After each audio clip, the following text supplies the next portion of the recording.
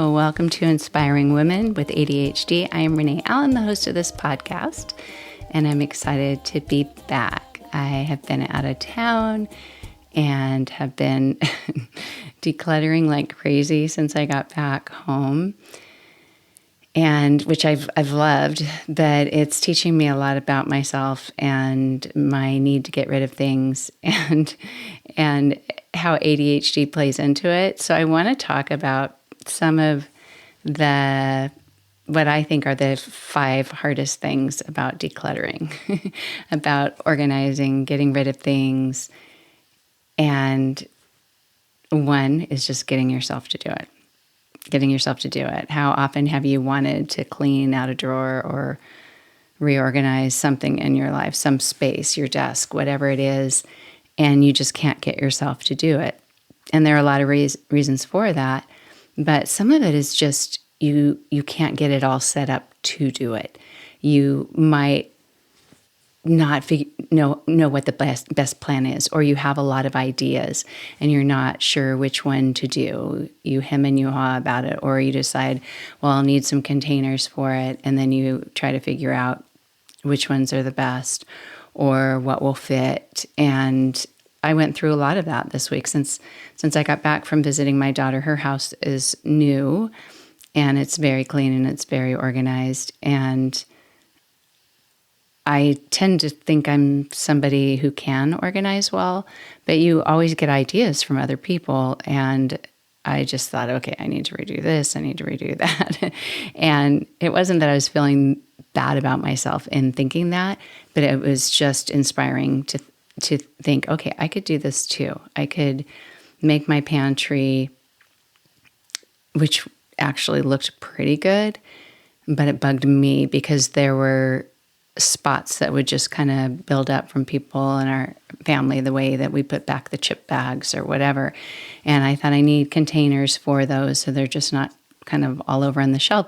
And then you don't even see what's there, and then things get overlooked and they get older. And so I just wanted to kind of streamline that process, and planning it out takes some planning, because if you want to get containers for a space, you have to measure your space. You have to figure out which store carries containers that would work for that, whether it's a box or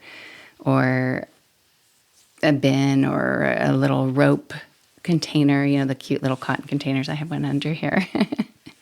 And getting out tape measure and all of that takes a lot of work and a lot of effort and some organization.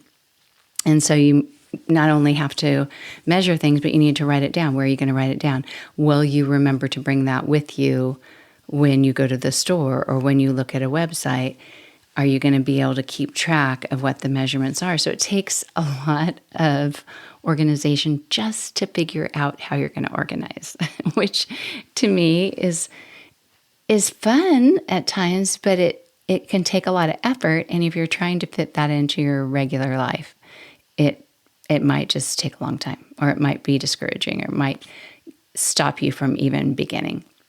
So understanding what you need to do, making a plan, and even just a list of, today I'm going to measure, tomorrow morning when I wake up I'm going to measure this or that, and try to keep yourself on track when you do that. But getting set up is one of the hardest things, or even just getting yourself motivated to do it. But once you have that motivation, once you think, I really want to do this, you still have to figure out the plan. You still have to figure out how that's going to work.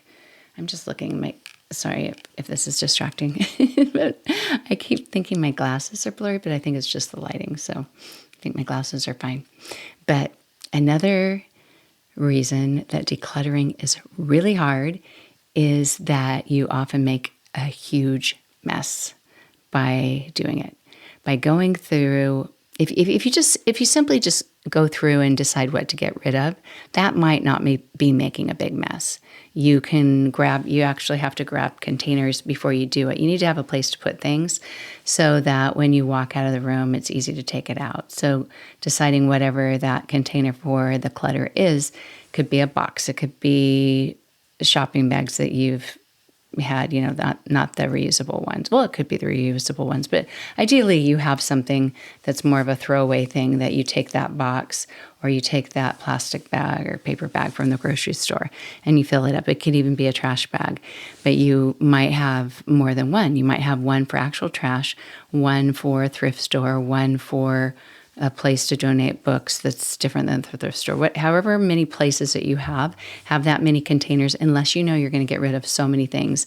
Maybe you need 3 or 4 for the thrift store, or 2 or 3 for what you throw away. And if you're simply getting rid of things, which sounds simple, right? But it's not actually simple. But if you're just getting rid of things, you might not make a bigger mess because you can take the item and put it in the bag, take the item, put it in the bag. If you are rearranging or cleaning as you go, then that can make a bigger mess, especially if you're deciding to put things in other places. And sometimes the easiest way to deal with stuff is to just throw it all out. So if you have a drawer or something, just take everything from that drawer and put it on the counter or put it in a box or something and then go through. I think the counter's better or the floor's better because you can just see it all. And then you choose what you're going to keep and you take what you're going to throw away or whatever and deal with it. If you have fringe items, like where you don't want to leave the room yet or you're not sure yet, so you just leave it there, that's where the mess can grow. And there are a lot of reasons why the mess can grow, but just even setting up what you're going to do, I keep walking around the house and looking at different areas. Oh yeah, I should go through all my shopping bags too, or, like the reusable shopping bags. And I haven't been putting them away like I usually do. And I need to go through each one and see if there's something in there because there might be something left. There might be some lip balm or something. Sometimes I put other things in a bag besides what I buy. If I'm just going to go in the store and I don't want to bring my whole purse, sometimes I'll just put my wallet in there, put a water bottle or something, and then come back out and forget that something's in there later. So if you have a strange system like that, you might need to go through each item as you're organizing it.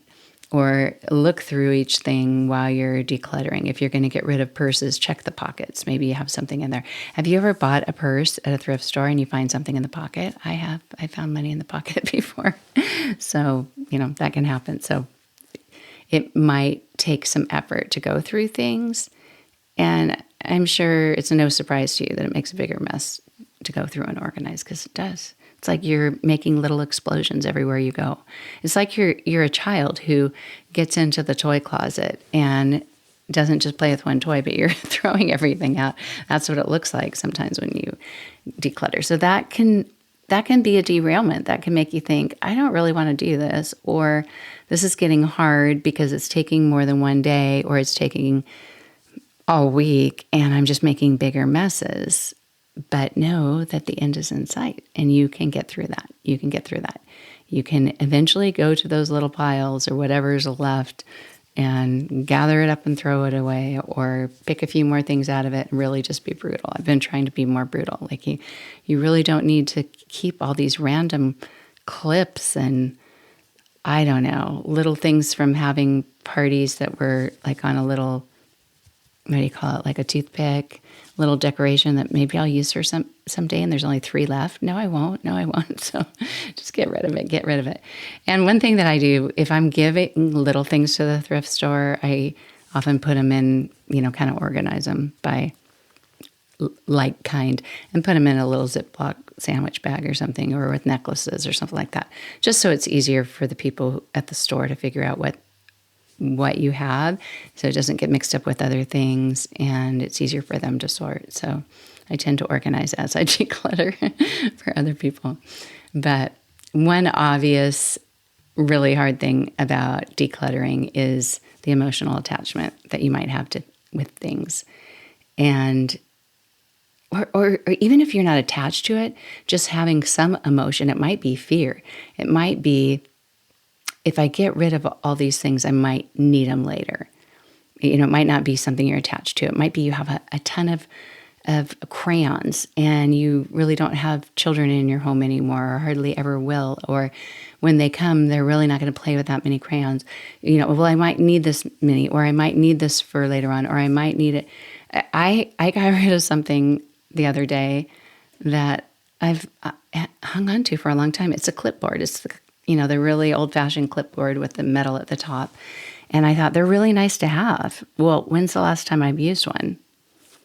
I don't know, like 6, 7 years. I don't know. I don't know. And I just thought that is dumb to think that I need something. It's like some kind of emotion. It's making me think I can't be without this. And it's making me hold on to it. It's getting in the way of that decision.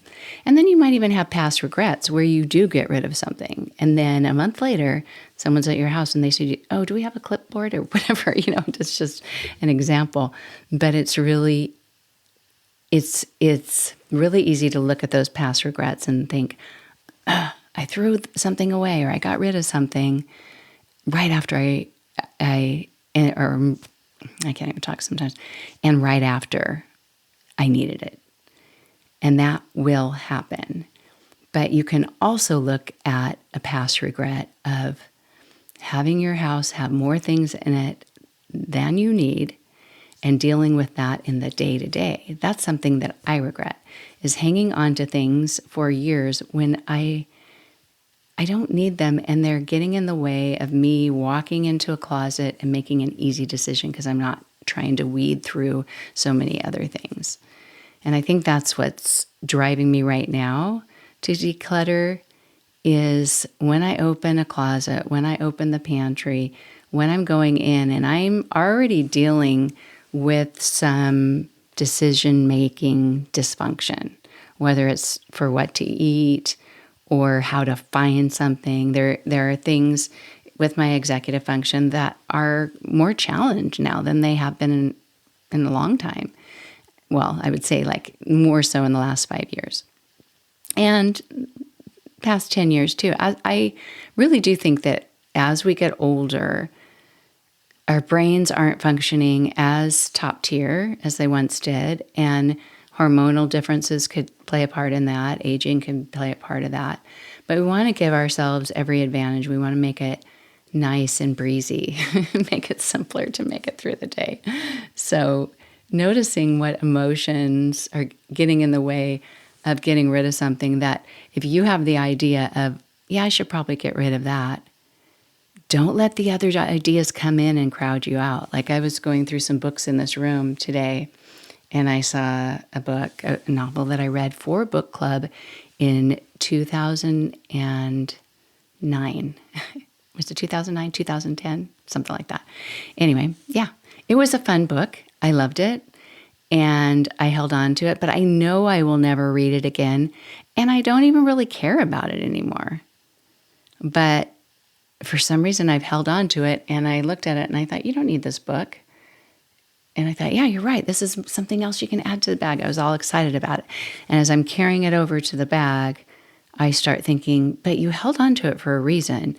And you might want to read it again. You did love that book club. That was fun. I was realizing that I had all this attachment to it. I had all these second thoughts. And I thought, keep going, keep putting it in the bag, get rid of it.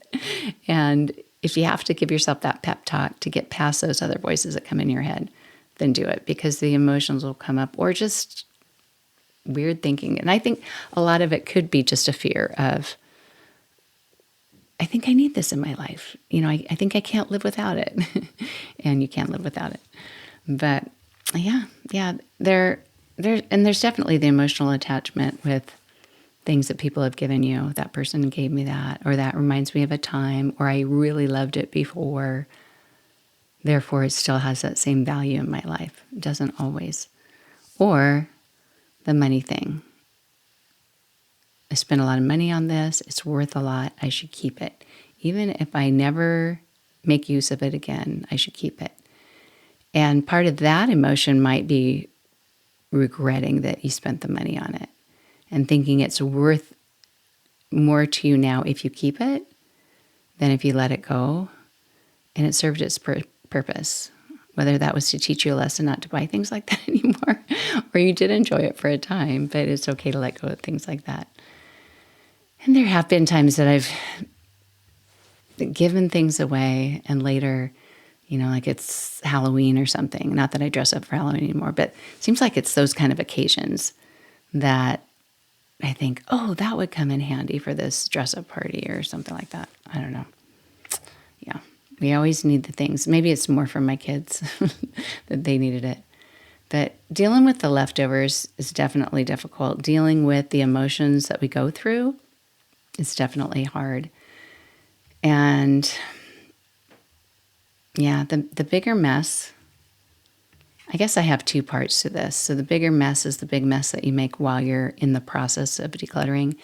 And then dealing with the leftover stuff, to me, those are two different things, because you make this big mess, like you're cleaning out a closet, you take the things out, and your room, your bed, everything is filled up with the stuff as you sort through it.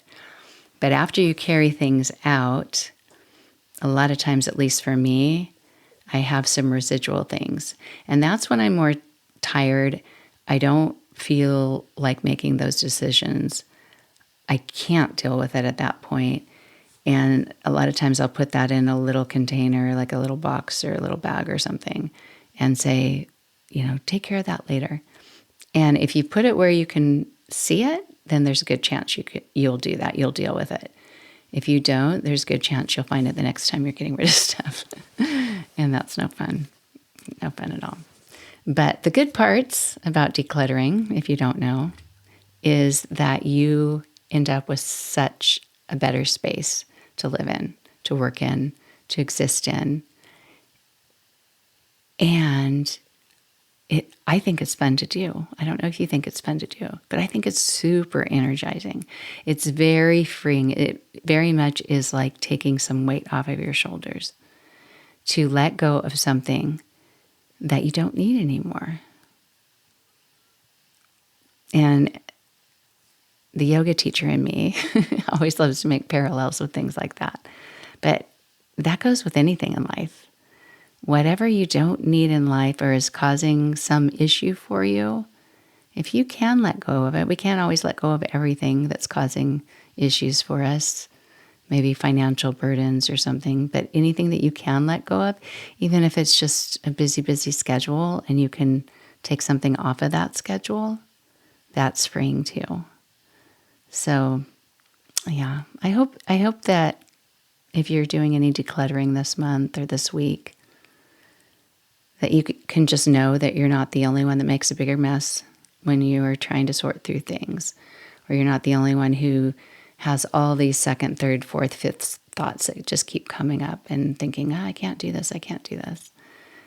But if you can really get into the groove of doing it, especially if you put on music, podcasts, TV show. I've been watching Survivor seasons. In the last 2 days, I've watched 2 whole seasons, past seasons of Survivor. Because I started watching it long, long ago, and only 5 seasons in the very beginning. And then I started again last year.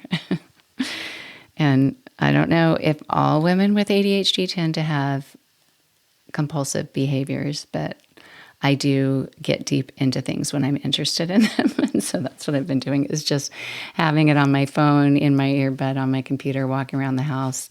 Even if the computer doesn't follow me or my phone doesn't, because, I lose my phone all the time, I can still hear it in my house and I can still tell what's going on. I don't always have to see the people, but it helps me just focus on what I want to do. And whatever it is that helps you focus. Anyway, I think that's going to be it for tonight because it's dark. I don't know if you can see out my windows. I've been trying to rearrange in here as I get rid of things. And it left me till Thursday night to make my podcast that I usually make on Mondays. But yeah, I guess that's the other thing that's hard about decluttering, is it does take over your life. It does, for the time that you're doing it. It's a set aside everything else so you can do this. But then once you do, the rest of the life goes a little more smoothly. So I hope that works for you. Let me know if you're getting rid of things this month, this week, and how it's going for you. And I'll be back again next week. Thanks so much for being here. Bye. Open windows, broken shadows. Frozen dreams are left for tomorrow. Without a cause. No time for a pause.